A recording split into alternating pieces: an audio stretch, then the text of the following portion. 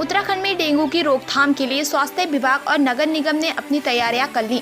नगर निगम dengue की रोकथाम के लिए फंगिंग के साथ जागरूकता अभियान भी चला रहा है, जबकि अस्पतालों में डेंगू को लेकर अलग वार्ड की व्यवस्था कर दी गई है। जबकि लोगों से अपील भी की जा रही है कि किस तरह डेंगू को बढ़ने से रोका जा सकता है। बरसात के मौसम के बाद स्वास्थ्य विभाग और नगर निगम के लिए सबसे बड़ी चुनौती बनकर आता है डेंगू। अगस्त सितंबर के महीने में इस बीमारी के केस आने शुरू होते हैं, जिसके खतरे को देखते हुए नगर निगम देहरादून की तरफ से जागरूकता अभियान चलाए जा रहे हैं, जबकि पूरे देहरादून में जगह जगह फंगिंग भी की जा रही है ताकि डेंगू की रोकथाम की जा सके। जैसे अभी सितंबर माह चालू होते ही थोड़ा बारिश कम हुई है और डेंगू के केसेस आने शुरू हुए हैं, तो जुलाई माह से हम लोग लगातार फॉगिंग की कार्रवाई लगातार चलवा रहे हैं मई जून से। और जुलाई माह से हम लोगों ने डेंगू के खिलाफ अभियान भी चालू किया था, जिसमें जहाँ पर भी लार्वा पाया जाता है तो उसको चालानी कार्रवाई करने के लिए, अवेयरनेस करने के लिए लोगों की किस प्रकार से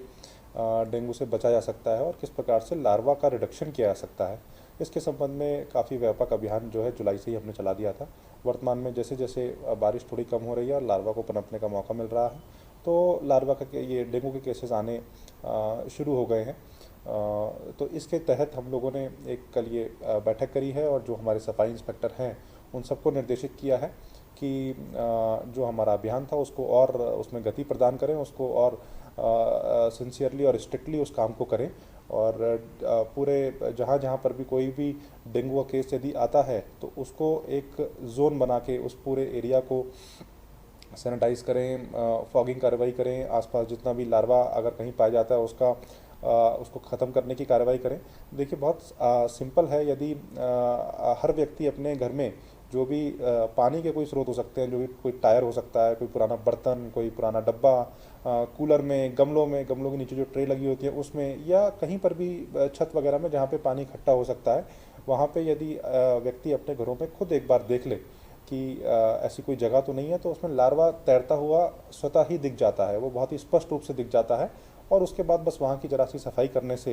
हम लोग डेंगू से बच सकते हैं। तो यही निर्देश हमने दिए हैं कि इस प्रकार से सोर्स रिडक्शन किया जाए लार्वे का, जगह घर में जाके चेकिंग करी जाए, दुकानों में जाके चेकिंग करी जाए, और जो भी पाया जाता है तो उस पर चालान की कार्रवाई भी की जाएगी। हमारा चालानी कार्रवाई पहले भी चल रही थी, वर्तमान में भी पुनः जो है उसको चालू करवा दिया गया है।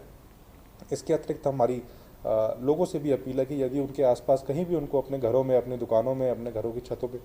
लार्वा यदि कहीं पे भी मिलता है तो उसको इमीडिएटली जो है साफ़ सफाई करके वहाँ से उसको ख़त्म कर दें और ख़ुद को और अपने अड़ोस पड़ोस को और बाकी लोगों को भी डेंगू से बचाएं। सर, डेंगू को लेकर के नगर निगम की तरफ से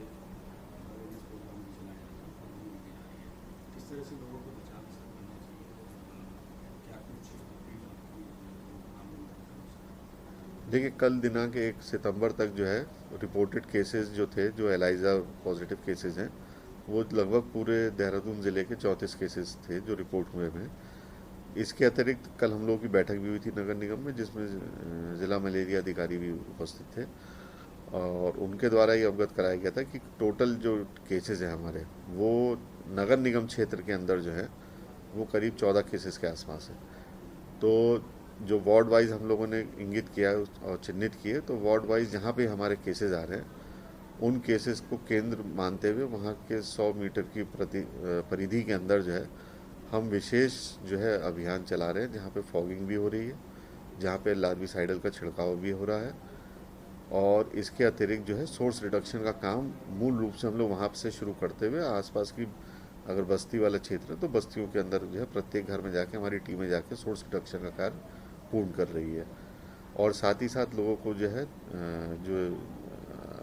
अतिरिक्त जो है रूप से जो है हम लोग जो है प्रचार प्रसार के माध्यम से लोगों को जो है सूचित कर रहे हैं। डेंगू के खतरों को देखते हुए अस्पतालों में भी डेंगू के मरीजों के लिए व्यवस्था कर दी गई है। उत्तराखंड स्वास्थ्य सेवाओं की सबसे बड़ी रीढ़ माने जाने वाले राजकीय दून मेडिकल कॉलेज चिकित्सालय में डेंगू के मरीजों के लिए 10 बेड के वार्ड की व्यवस्था की गई, जबकि मरीजों की संख्या में इजाफे के साथ इस संख्या को भी बढ़ाया जा सकता है, जिसके लिए दून चिकित्सालय प्रशासन पूरी तरह से तैयार है।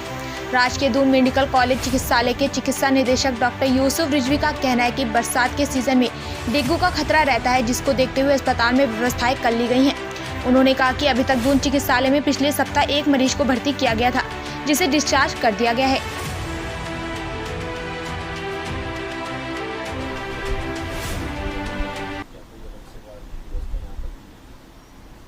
देखिए, डेंगू जो है वो एक ख़तरनाक बीमारी है, ये हम सभी जानते हैं। और लगभग इसका एक सीज़न होता है साल में, अगस्त सितंबर से लेकर के अक्टूबर के आखिर तक डेंगू के केसेस ज़्यादा मिलते हैं। तो पिछले साल डेंगू के काफ़ी केसेस आए थे, जिसके लिए दून अस्पताल ने भी तैयारियां की। इस साल हमने पहले से ही डेंगू से संबंधित तैयारियां रखी हुई हैं। एक अलग से वार्ड हमने डेंगू के लिए क्रिएट किया है। अभी शुरुआत में तो 10 ही बेड्स रखे गए हैं, लेकिन उसमें प्रावधान है कि आगे उन बेड्स की संख्या धीरे धीरे बढ़ाई जा सकती है, 20-25 तक किए जा सकते हैं। संयोग से हमारे पास अभी तक एक ही केस आया था डेंगू का, जो कि पिछले सप्ताह ही डिस्चार्ज होकर के ठीक होकर के चला गया। तो इस समय तो डेंगू वार्ड बिल्कुल खाली है, लेकिन हमारी तैयारी कंप्लीट है, पूरी है। और जो भी इसके अंदर लाइफ को ख़तरा है, उसको देखते हुए जो भी इसमें औषधियाँ, जो भी दवाइयों की ज़रूरत होती है, वो हमारे पास कंप्लीट मात्रा में है।